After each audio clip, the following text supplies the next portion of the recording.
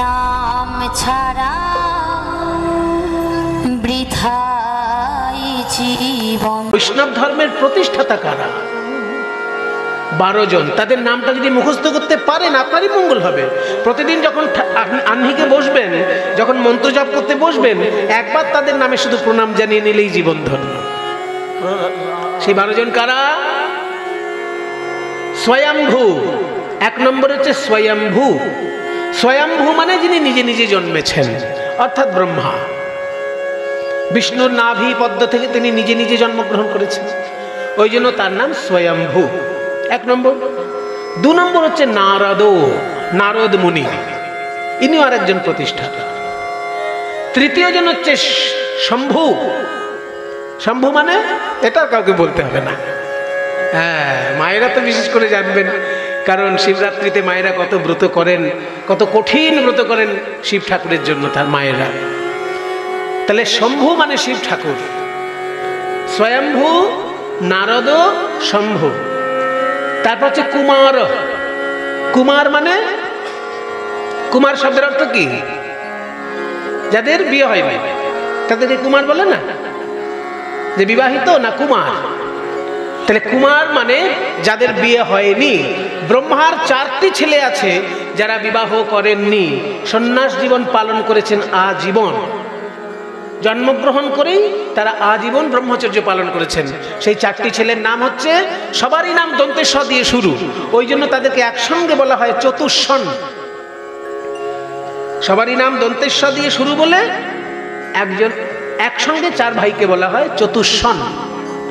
নামগুলি হলো সনক, সনাতন, সনন্দ, সনত কুমার। এই 4 জন হচ্ছে কুমার। তাহলে স্বয়ম্ভু, নারদ, শম্ভু, কুমার। তারপর কে? কপিল। কপিল মুনির নাম শুনেছেন? সেই যে যিনি যোগ তত্ত্ব বিশ্লেষণ করেছেন, মাকে শিক্ষা দিয়েছেন জ্ঞান। আমাদের দেশে এমন অবতার আসে যারা মাকেও শিক্ষা দেয়।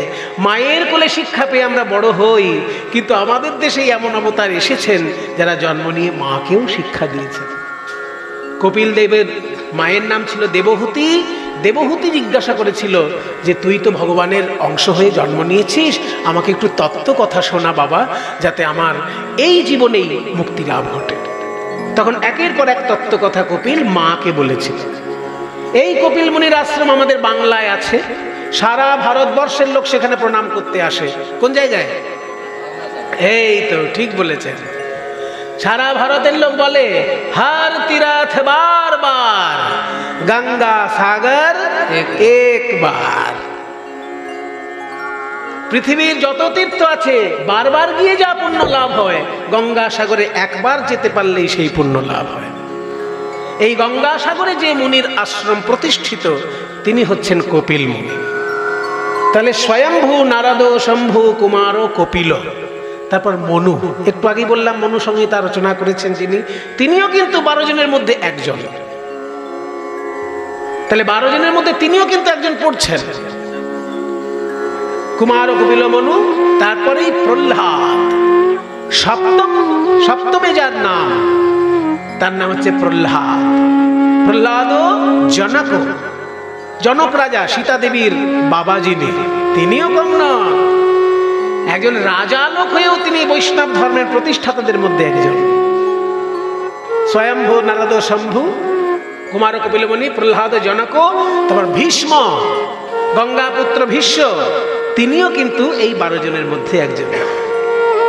বলি, এই প্রহ্লাদেরই বংশে জন্মগ্রহণ করেছে বলি রাজা, তিনিও কিন্তু একজন বৈষ্ণব ধর্মের প্রতিষ্ঠাতা। বলি। বৈয়াসকি। বৈয়াসকি মানে ব্যাসদেবের পুত্র শুকদেব। বৈয়াসকি মানে ব্যাসদেবের পুত্র অর্থাৎ শুকদেব, তিনিও 12 জনের মধ্যে একজন। তাহলে এতক্ষণ পর্যন্ত কটা হলো? স্বয়ম্ভু, নারদ, শম্ভু, কুমার, কপিল, মনু, প্রহ্লাদ, জনক, ভীষ্ম, বলি, বৈয়াসকি। কটা হলো অব্দি? 11 জন হয়েছে। কই 12 জন তো হলো না। ওই 12 নম্বরের ক্ষেত্রে যমরাজ আঙুলটা নিজের দিকে তাকিয়ে বলছেন, আমিও 12 জনের মধ্যে একজন পড়ি। ওই জন্য শেষ শব্দটা হচ্ছে বয়ম। আপনারা যারা 7-8 সংস্কৃত পড়েছেন মনে করুন, বয়ম শব্দের অর্থ কি? অহম মানে আমি, আবাম মানে আমরা দুজন, আর বয়ম মানে আমরা সবাই। অহম মানে আমি, আবাম মানে আমরা দুজন, আর বয়াম মানে আমরা সবাই। তার মানে এই শ্লোকটা যেহেতু যমরাজ বলছেন তার দূতদেরকে, ওই জন্য বলছেন 11 জনের নাম বললাম আর 12 নামটা বললাম না, আমি আছি, আমরা এই 12 জন মিলে হচ্ছি বৈষ্ণব ধর্মের প্রতিষ্ঠাতা। কাজে বৈষ্ণব ধর্মের নিয়ম যদি তোরা লঙ্ঘন করিস, আমার আইনও তোরা লঙ্ঘন করছিস। এই 12 জনের মধ্যে 7 নম্বরে যার নাম, আজকে আমরা তার কথা শুনব। চলুন।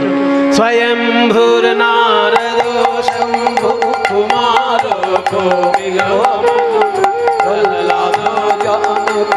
ভীষ্ম বলির বইয়া সখীর বয় হরিও হরিও হরিও হরিও হরিও হরিও হরিও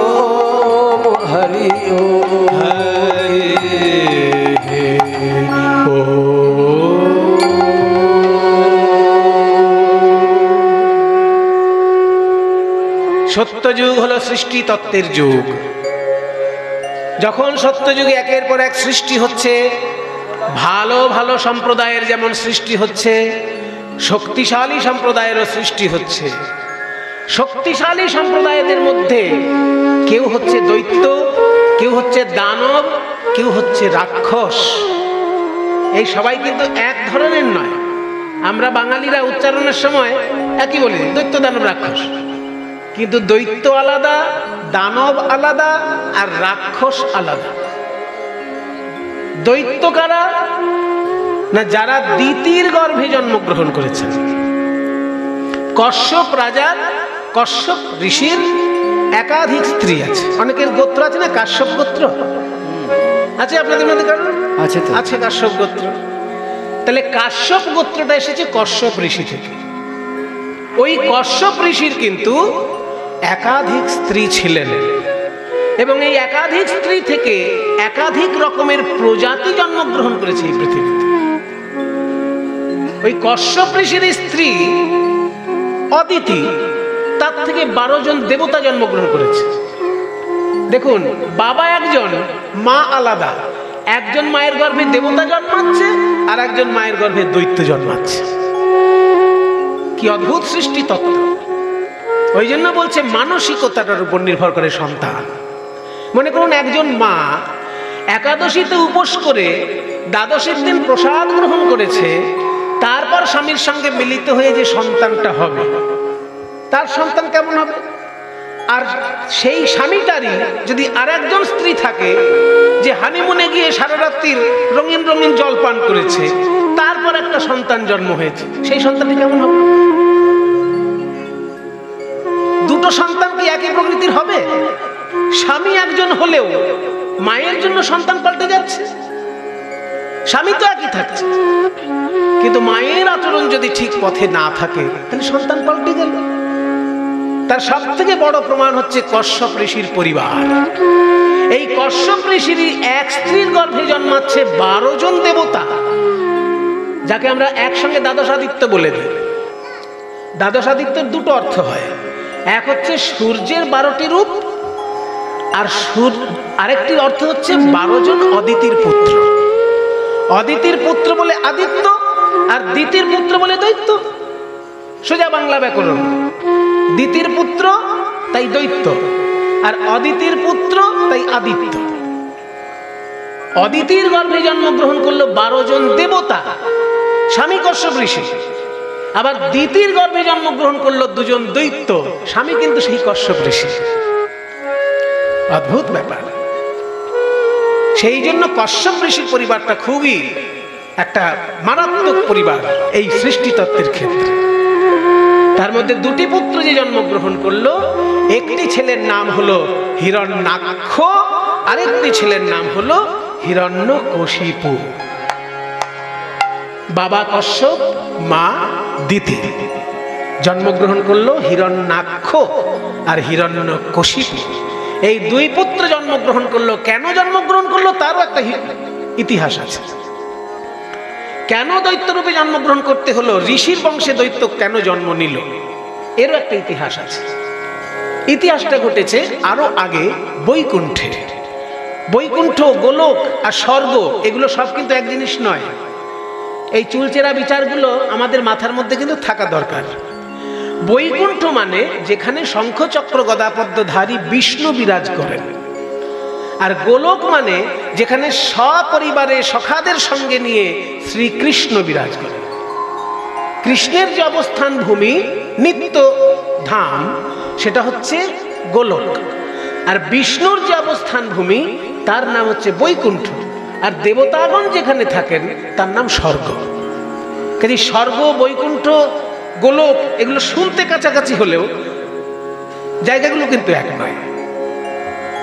তো যেটা বলতে যাচ্ছিলাম যে যখন বৈকুণ্ঠে বিষ্ণু বিরাজ করছেন শঙ্খচক্র গদাপদ্ম ধারণ করে, তখন সনক, সনাতন, সানন্দ, সনত কুমার এই চারজন যে ব্রহ্মার পুত্র, একটু আগে বলেছি, যারা ছোটবেলা থেকেই ব্রহ্মচর্য গ্রহণ করেছেন, তাদের এতখানি ত্যাগ যে তারা বস্ত্রও পরতেন না। আমার মনে হয় এদের থেকেই বোধহয় দিগম্বর জৈনের ধারাটা হয়তো অক্ষুণ্ণ রয়েছে। জৈন সম্প্রদায়ের মধ্যে দেখবেন দুটো ধারা আছে। জৈন সম্প্রদায়ের মধ্যে দু ধরনের সাধু হয়। এক ধরনের সাধু আছেন যারা কোনো বস্ত্রই পরেন না, তাদেরকে বলা হয় দিগম্বর জৈন। আর জৈনদের মধ্যে আর এক ধরনের সাধু আছেন যারা সাদা কাপড় পরেন, তাদেরকে বলা হয় শ্বেতাম্বর জৈন। তাহলে আমরা দেখেছি যে ত্যাগের যখন শেষ শিখরে পৌঁছে যায় কেউ, তখন সে কাপড়টাও পরে না। সেই রকমই ত্যাগ হচ্ছে ব্রহ্মার এই প্রথম চার পুত্রের। তারা বস্ত্র পরিধান করতেন না এবং তাদের দেখতে 5 বছরের শিশুর মতো। বয়সে তারা হয়তো 100, 200, 1000 বছর বয়স হয়ে গেছে, কিন্তু দেখতে তাদের 5 বছর ছেলেরই মতো শরীরের গঠন। এবার ওই বস্ত্র না পরে যখনই বিষ্ণুর কাছে দেখা করতে এসেছেন, তখন বিষ্ণুর দরজায় দুজন দারোয়ান ছিলেন, একজনের নাম জয়, একজনের নাম বিজয়। তারা সঙ্গে সঙ্গে দরজা আটকেছে, দাঁড়াও, কে তোমরা? ছোট ছোট বাচ্চা ছেলে, এরকম ভাবে ধুলো খেলা করতে করতে চলে এসেছো নারায়ণের কাছে? হে জয়, হে বিজয়, আমরা চারজন কেউই বাচ্চা ছেলে নই, আমাদের দেখতে বাচ্চা ছেলের মতো, কিন্তু আমরা চারজন হলাম ব্রহ্মার পুত্র। আমরা আবাল্য ব্রহ্মচারী, আমরা ভগবান বিষ্ণুর দর্শন প্রার্থী। ভগবান বিষ্ণুর দর্শন প্রার্থী, জামা কাপড় থাকবে না গায়ে? কোন কোন ক্ষেত্রে জামা কাপড় না থাকাটাই ভালো। যেমন আমি একটা উদাহরণ দিচ্ছি, যদি কারোর গোপন অঙ্গে কোনো রোগ হয় আর সে যদি সেই রোগের ডাক্তারের কাছে যায়, তখন কি সে বলবে যে জামা কাপড় পরেই আমি ডাক্তারের চিকিৎসা করাবো? যদি অতিরিক্ত লজ্জা হয়, ডাক্তার তখন বলবে ওকে অজ্ঞানের ওষুধ দে, ইঞ্জেকশন দে, অজ্ঞান হোক, তারপর আমি ওর চিকিৎসা করব। তাহলে সব ক্ষেত্রে লজ্জা চলে না। কোন কোন ক্ষেত্র আছে যেখানে লজ্জার কোনো প্রয়োজন হয় না। তো যে বিষ্ণুর সঙ্গে আমি দেখা করতে যাচ্ছি, তিনি তো আমার হৃদয় মন্দির আলো করেই আছেন। তিনি আমার হৃদয়ের মধ্যে অশরীরী অবস্থায় আছেন আর সশরীরে বিরাজ করছেন বৈকুণ্ঠে। আমি তাকে একটু সশরীরে দেখতে চাই, তিনি তো আমার হৃদয়েই রয়েছেন। নারায়ণ নম নারায়ণ, নারায়ণ নম নারায়ণ, শঙ্খ চক্র গদা কেয়ুরভান, শঙ্খ চক্র গদা কেয়ুরভান, শঙ্খ চক্র গদা কেয়ুরভান, শঙ্খ চক্র গদা কেয়ুরভান। জয় জয় হে শ্রীবৎসলাঞ্ছন,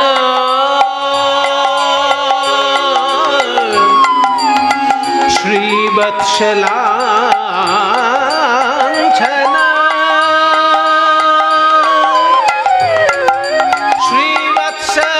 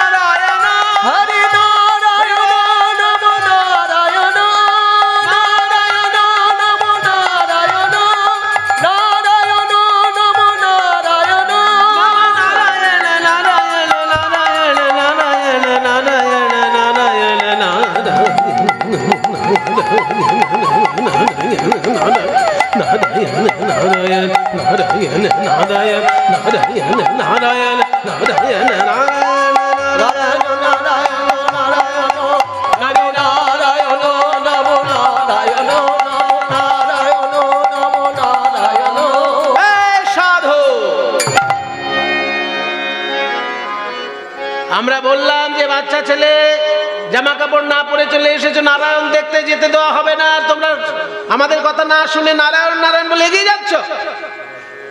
আর যদি এক পায়ে গিয়েছো তো দেখো আমাদের হাতে কি আছে, এই যে গদা।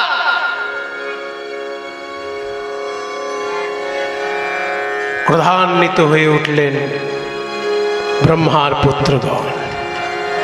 আমরা আমাদের পরিচয় দেবার পরেও তুমি আমাদের কথা শুনলে না।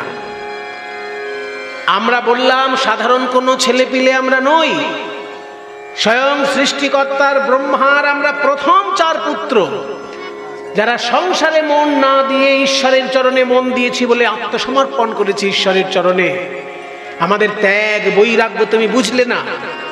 নারায়ণের চরণে চাকরি করছো, অথচ বৈষ্ণবের আত্মসমর্পণ কেমন হয় সে সম্পর্কে ধারণা নেই। তোমরা এইখানকার কাজ করার যোগ্যই নও। তাই শোনো, এই 4 ভাই মিলে আমরা অভিশাপ দিলাম, যদি আমাদের সাধনা বলে কিছু থাকে তাহলে তোমরা যে আচরণ আমাদের সঙ্গে করলে এ কোনো দৈব আচরণ নয়, এটা দৈত্য আচরণ। দৈব আচরণ একে বলা যায় না, একে দৈত্য আচরণ বলা যায়। তাই আগামী 3টে জন্মে তোমাদের দৈত্য কুলে জন্মগ্রহণ করতে। ও হে মুনি,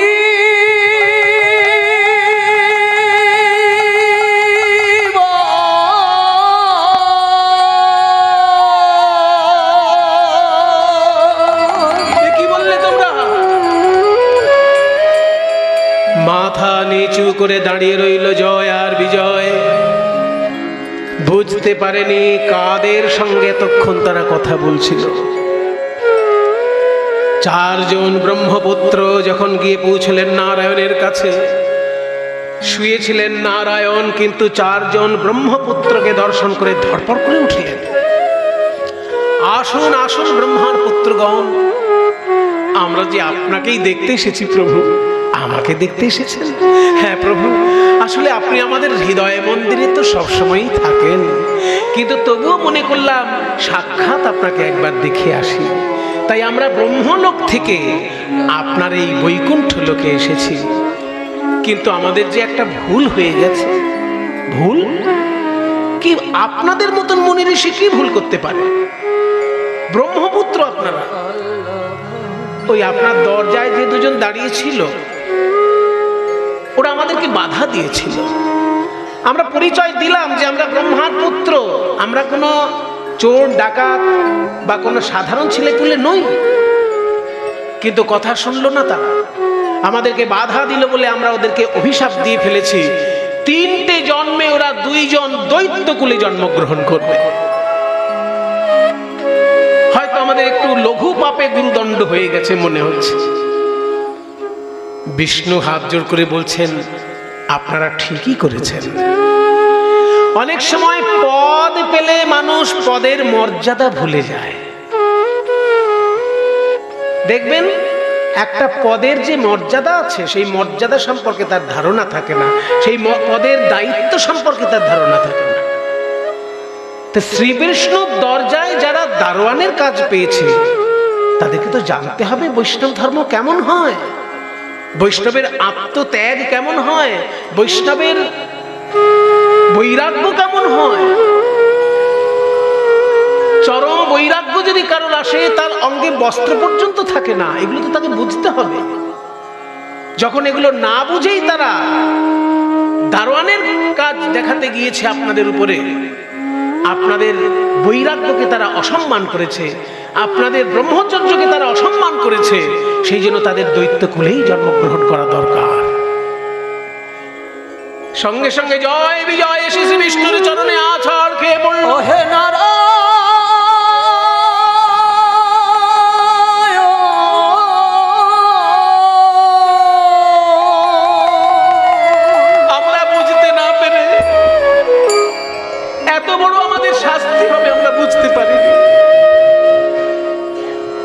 বিশ্রাম গ্রহণ করেন যখন,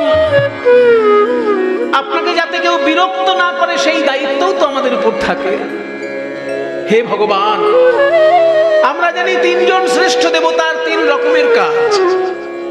ব্রহ্মার কর্ম সৃষ্টি করা, আপনার কর্ম পালন করা, আর দেবাদিদেব মহাদেবের কর্ম সংহার করা। তার মধ্যে সৃষ্টিটা একবারই হয়, সংহারটাও একবারই হয়, কিন্তু মাঝখানে যে লম্বা সময় থাকে সেই লম্বা সময়টা পালনের জন্য থাকে। ভালো করে বুঝুন, আমাদের জন্ম কিন্তু একটা সময় হয়েছে, আবার মৃত্যুও একটা সময় হবে, কিন্তু সারা জীবনটাই আমাদের পালনের মধ্যে কাটে। কখনো বাবা মা পালন করছে, কখনো শিক্ষক পালন করছে, কখনো গুরুদেব পালন করছে, কখনো সরকার আমাদেরকে পালন করছে। সে সরকার রাজ্য সরকার হতে পারে, কেন্দ্র সরকার হতে পারে, সে আলাদা কথা, করছে তো কেউ না কেউ তো আমাদের পালন করছে। তাই জন্মটার সময় অল্প, ধ্বংসের সময় অল্প, কিন্তু মাঝখানে লম্বা সময়টাই পালনের। ওই জন্য আমার মনে হয় আপনার দায়িত্বটা সব থেকে বেশি, ওই জন্য আপনার সুরক্ষাটাও সব থেকে বেশি।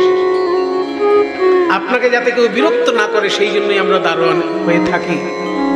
এনারা না হয় সত্যিকারের বৈরাগী, কিন্তু অনেকে তো থাকতে পারে যে বৈরাগের ঢং করে আপনার কাছে চলে এলো আপনাকে বিরক্ত করতে। আমরাই বা সবসময় জানবো কি করে যে কে আসল বৈরাগী আর কে নকল বৈরাগী? কাজে আমাদের ক্ষেত্রে কি এটা লঘু পাপে গুরুদণ্ড হচ্ছে না?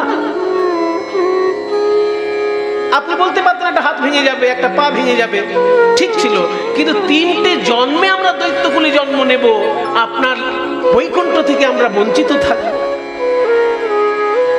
তখন নারায়ণ বললেন, তোমরাও তো ঠিকই বলছো দেখছি, তোমাদের দিক থেকে যে যুক্তি দেখাচ্ছ সেটাও একেবারে ফেলে দেবার মতো না।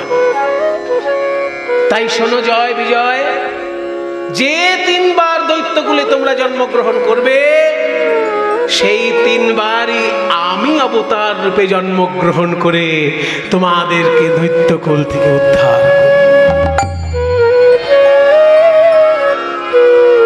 কাজে আমার পার্ষদ যখন জন্ম নেবে এই ভুলোকে, আমিও এই বৈকুণ্ঠ ছেড়ে ভুলেকে এসে জন্মগ্রহণ করব।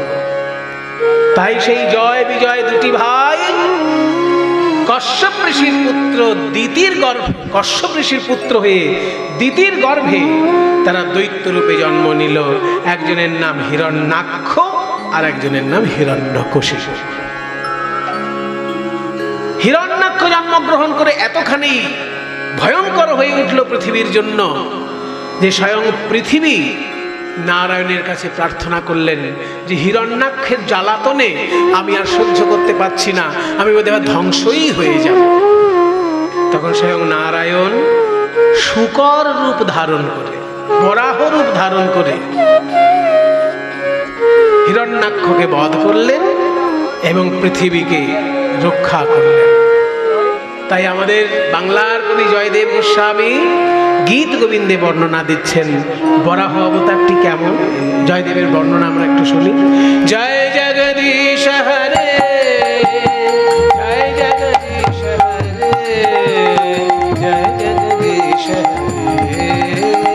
জয় জগদীশ হরে, জয় জগদীশ হরে, জয় জগদীশ হরে, জয় জগদীশ হরে, জয় জগদীশ হরে, জয় জগদীশ হরে, জয় জগদীশ হরে, জয় জগদীশ হরে, জয় জগদীশ হরে, জয় জগদীশ হরে, জয় জগদীশ হরে, জয় জগদীশ হরে, জয় জগদীশ হরে।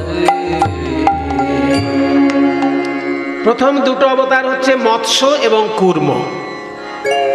এই 2টো অবতারের আমি ইন ডিটেলস বর্ণনায় যাচ্ছি না, কারণ অনেক কিছু বলতে হবে। মৎস্য অবতার কখন হয়েছিল? যখন সারা পৃথিবী প্রলয় হয়ে গেছিল, তখন মৎস্যরূপে ভগবান সমুদ্রে ভেসেছিলেন আর জীবকুল একটা জাহাজের মধ্যে রক্ষা করে সেই জাহাজটা জলের উপর ভেসেছিল। জলের প্লাবন থেকে জীবকুলকে রক্ষা করার জন্য জাহাজের মধ্যে সকলকে নিয়ে ছিলেন, আর ভগবান তখন মাছ রূপে ভেসে ওই জাহাজটাকে নোঙর নিজের শরীরের সঙ্গে যুক্ত করে নোঙর করিয়ে রেখে জলে ভেসেছিলেন। এইভাবে সত্যযুগে রক্ষা করেছেন ভগবান। প্রলয় পয়োধি জলে ধৃতবানসি বেদম বিহিত বহিত্র চরিত্রমখিদম।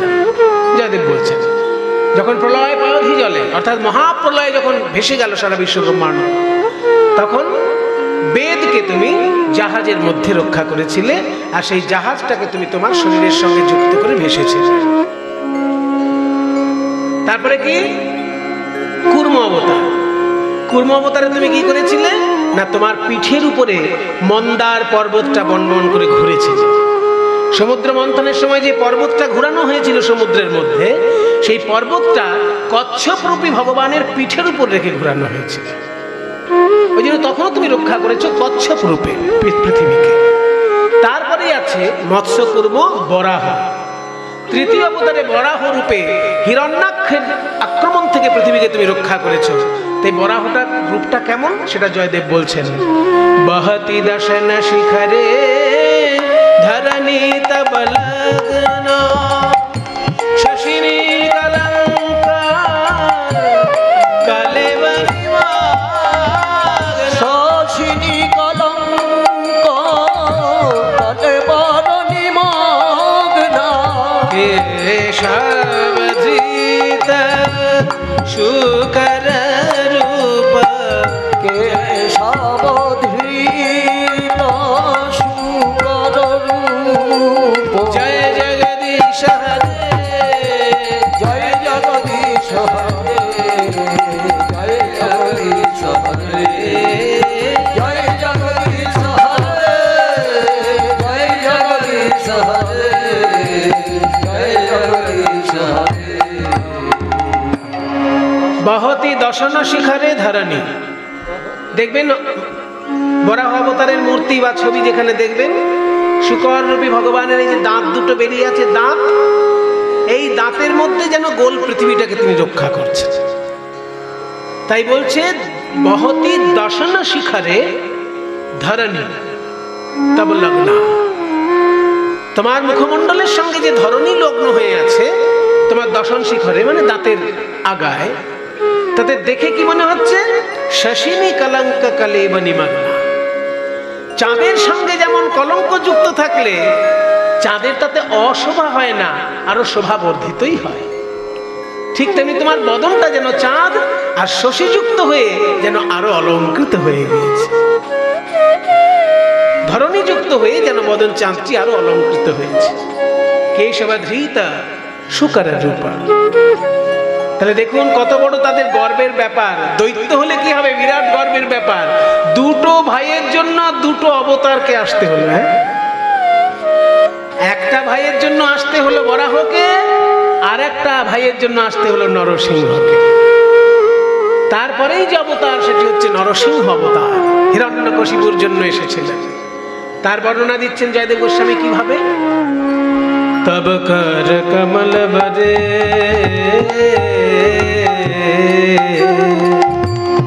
তব কর কমল বরে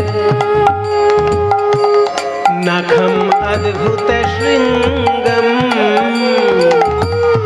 তব কর কমল বরে নখম অদ্ভুত শৃঙ্গম দলিত হিরণ্য কশিপুতনুভৃঙ্গম। দলিত হিরণ্য কশিপুতনুভৃঙ্গম। মানেগুলো বুঝিয়ে দিই, কারণ 800 বছর আগের কবির গান গাইছি তো। যদি 20 বছর আগের কবির গান গাইতে হতো তাহলে ব্যাখ্যা করতে হতো না, কিন্তু 800 বছর আগের বাংলার কবি লিখছেন আবার সংস্কৃত ভাষায়। বলছেন তব কর কমল বরে, হে নরসিংহদেব তোমার হাতটি যেন পদ্ম ফুলের মতো করকমল, তাতে নখগুলো যেন পাপড়ির মতো। পদ্ম ফুলের পাপড়ি, তোমার নখগুলো যেন পাপড়ির মতো। তব কর কমলবরে নখম অদ্ভুত শৃঙ্গম। তোমার নখগুলো পাপড়ির মতো, কিন্তু অদ্ভুতভাবে শৃঙ্গ অর্থাৎ ছুঁচালো হয়ে আছে।